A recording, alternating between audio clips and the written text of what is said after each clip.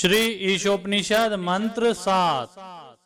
यस्मिन् सर्वाणि भूतानि आत्मैवाद्भूद्विजानतः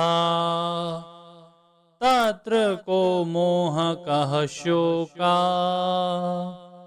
एकात्वमनुपश्यतः। इसका अनुवाद इस प्रकार है।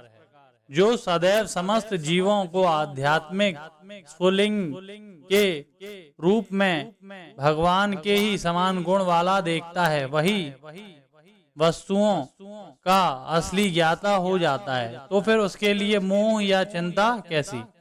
इसका तात्पर्य इस प्रकार है।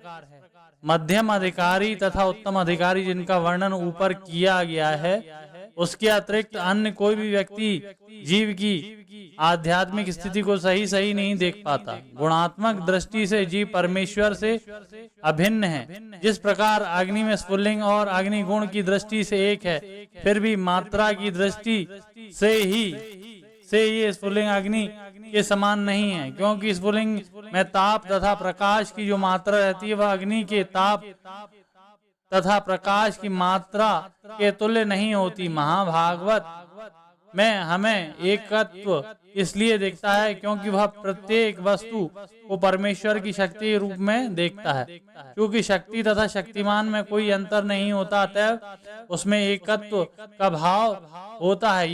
यद्यपि विश्लेषणात्मक दृष्टि से ताप तथा प्रकाश अग्नि से भिन्न है तथा प्रकाश के बिना अग्नि शब्द का कोई अर्थ नहीं रह जाता है। इसलिए सांसारिक रूप से ताप, प्रकाश तथा अग्नि सभी एक हैं। जैसा कि भगवत गीता में कहा गया है कि जिन लोगों ने भगवान के चरण कमलों में आत्मसमर्पण कर रखा है, उनके सिवाय कोई भी प्रकृति के कड़े नियमों को नहीं लांघ सकता। इसलिए हम सभी प्रकार के मोह तथा चिंतन से मुक्त होना चाहते हैं और विभिन्न स्वार्थों में एकत्व लाना चाहते हैं, तो हमें अपने सारे कार्यकलापों के मध्य ईश्वर को लाना होगा।